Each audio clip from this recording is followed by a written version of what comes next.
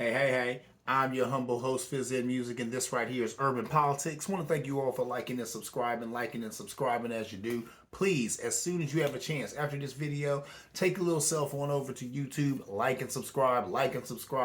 Fizz Ed Music, Urban Politics. But without further ado, I want to jump right into it like a car and drive because there's all types of tasty and delicious politics to sink our teeth right into. First of all, let's get into it. I know you've heard about it. How Fox News had to pay Dominion, which is the voting machine company, a boatload of cash, whole bunch of money. They ended up paying them $767.5 million for all the lies that they were telling about the voting machines being rigged and such. Fox, they don't have to admit to anything on air. They have to admit to any wrongdoing on air. So they get to pay this money and then quietly just sweep it all under the rug. There was one comedian saying today that all that this lawsuit did is it didn't get any justice for the American people. It didn't get any justice for democracy. All it did was make Dominion a bunch of money. And now Fox will still push and perpetuate the same lies and garbage. They just won't say the name Dominion. They just won't put a name to it now. They'll just say votes are rigged and voting machines are rigged. They won't say a company now. You're not going to hear the name Dominion anymore. But they're still going to push that same lie. So nothing's changing. It's sad that no accountability. Once again, this is America. If you have a boatload of cash, you don't have to worry about accountability. If you got money, ain't going to be no accountability because you got all that money. You know what I'm saying? So that money makes it to where you weasel out of that accountability. TI is what a TI is. They said that Dominion said the next people they're going after is ONN. If you never heard of ONN, it's another conservative outlet to be doing a lot of foolishness that Fox News does too. So I wouldn't be surprised if they were actually bringing up the name Dominion and going to end up paying them a boatload of cash too. But that's all that'll happen. Welcome to America, ladies and gentlemen. They won't even have to get on their own station and apologize to their own viewers. None of that. They'll just pay this money and they'll go back to business as usual, lying to the millions of people who watch them. Because you got to think, Fox is still perpetuating these lies right now as I speak. There are people watching Fox News right now still believing that votes are rigged, still believing that the last election that Trump lost was rigged and stolen and all. And they're going to keep on pushing that. Why? Because it makes money. It gets viewership. Even though they know it's a lie. And then they don't even have to come out and admit to their viewers that they know it's a lie. And that whole thing that they do every night is theater. They got them thinking they real journalists or something. Whatever. Anyway, moving on. Let's talk about another character that's always up in politics. I know you've heard this name, George Santos. This guy's a buffoon, up to mad buffoonery in Congress, but he's up in there. They were saying that he's going to go ahead and run for another term. Of course he would. What other job could you have where you know nothing, do nothing, and get paid a whole bunch of money? There you go. So he wants to keep that job. It's a good job. I don't know how he got there to begin with anyway. I guess there's a lot of reasons why he got there. I guess one of the biggest would be that the Democrats obviously didn't do any homework. Because if they did a teaspoon of homework on this guy, they could have brought out some things about him that hopefully I would pray would have disqualified him from even being a nominee, let alone winning the office like he did. But anyway, moving on. He's introducing a bill that puts more scrutiny on COVID tests because of a Nicki Minaj tweet about her cousin's balls swelling after he got the vaccine. I can't make this stuff up, ladies and gentlemen. So here we have a man who literally is in Congress and he's pushing legislation that's based on a rapper's tweet. Nicki Minaj of all rappers tweet about her cousin's balls swelling because of the vaccine. Excuse my language. This is a family show, but I mean, like I said, I can't make this stuff up, and I got to report the news as it is. And this is really what's going on. So how sad and pathetic is that? But it lets you know that these are not some smart people that the GOP has elected, and they're not doing smart things at all. Because here he is wasting time on stuff like this. When his constituents, I guarantee you his constituents need health care. I promise you a lot of his constituents need affordable housing. I promise you his constituents have issues with abortion and female rights and women's rights. But he ain't dealing with none of that. He want to talk about COVID needing to be examined a little bit more because it might have made a rapper's cousin's genitals swell. Anyway, moving on. But that's my point. That's my point about how the GOP is not interested in doing the serious business of politicking or being politicians. These people are interested in TV time, and they're know nothings. I just saw, oh man, sidebar. I just saw a reel of Matt Gaetz, and he was talking about something, but he was so off the mark. And then the guy told him, he said, I can't speak to that because what you're talking about happened under the last administration. He said, so I cannot speak to that. I can only speak to the current administration. And then Matt Gaetz shut up.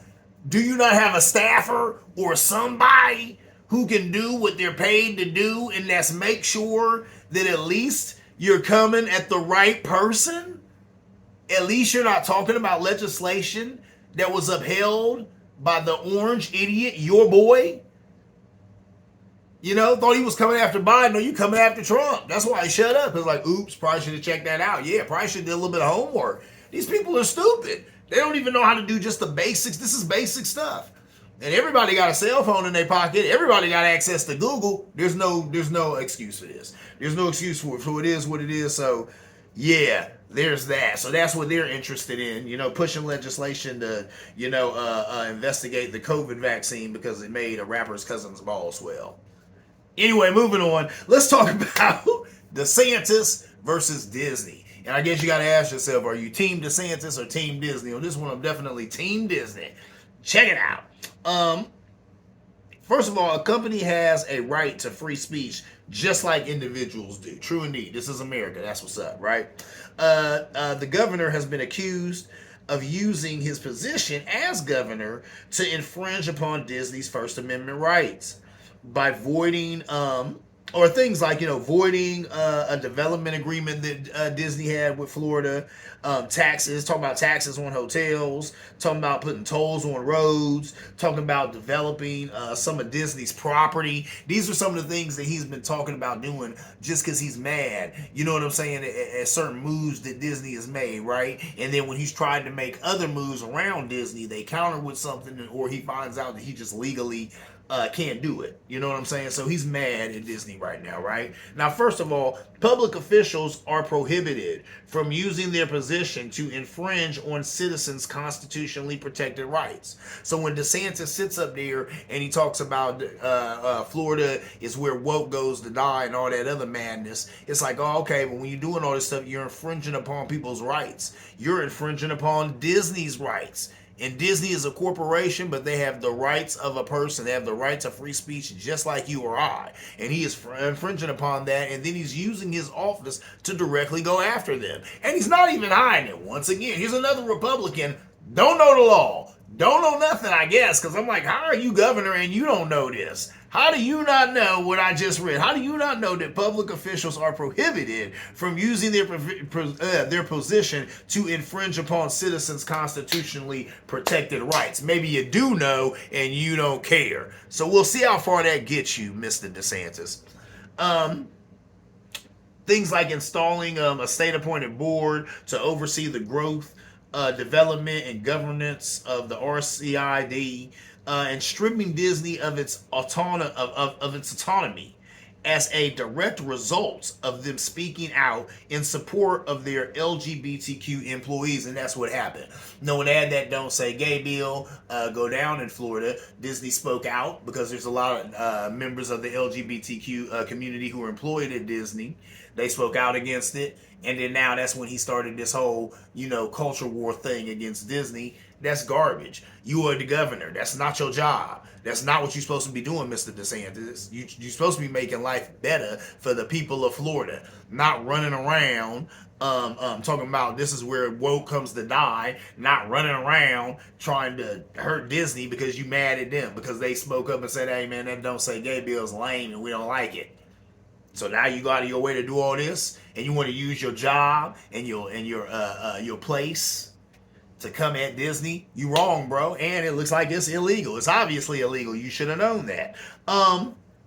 He's been accused of weaponizing the government against law-abiding citizens. I agree with that. This is something the GOP loves to get into. Here's people who always love to talk about how we need little government. The government needs to mind its own business and stay out of people's business. But as soon as one of them is in government, they can't wait to use that to go after somebody or to just blatantly say it.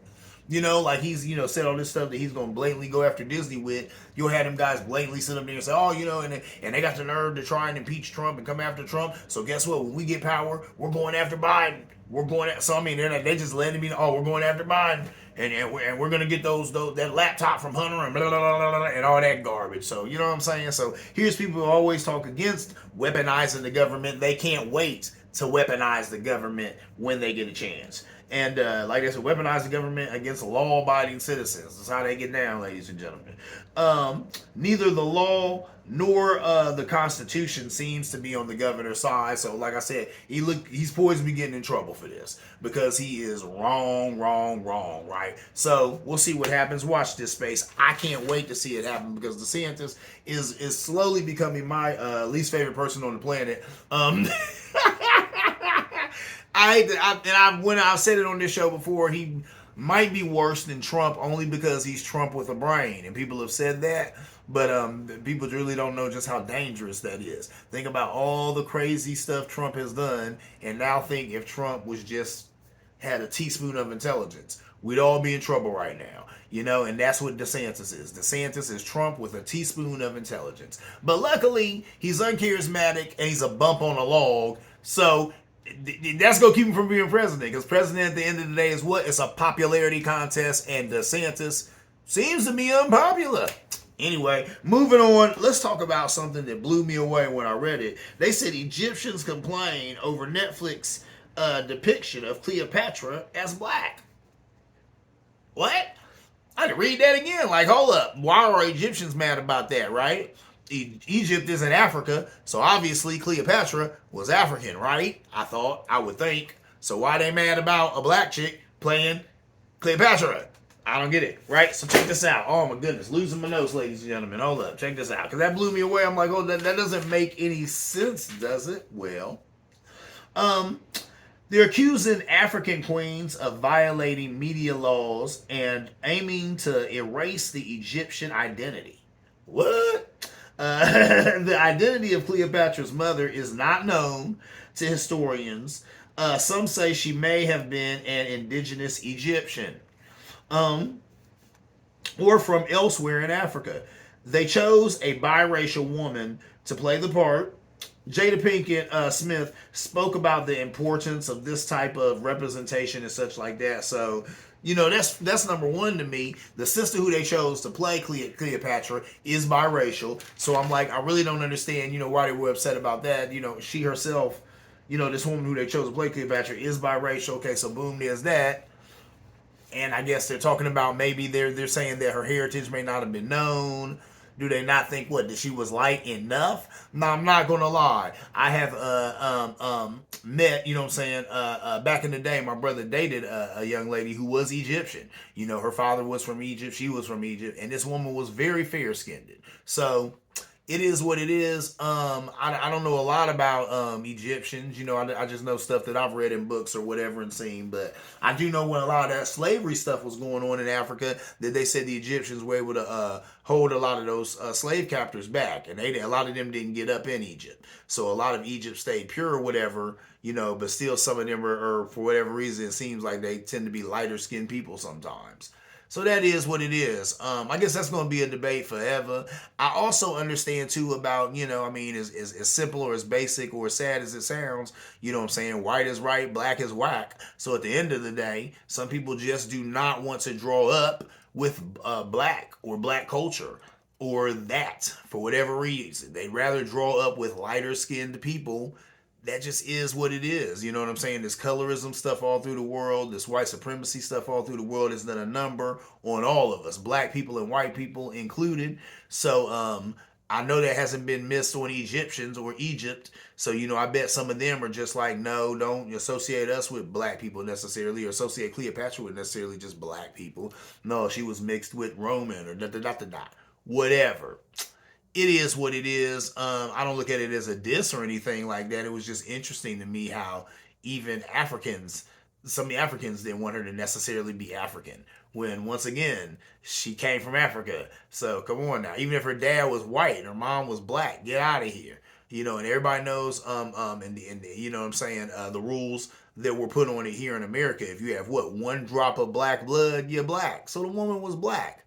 So get out of here with that. But it is what it is. Once again, you in the pushback zone. Please, if you disagree, give me a little bit of that pushback. I ain't mad at you. You know what I'm saying? Engage. I love it.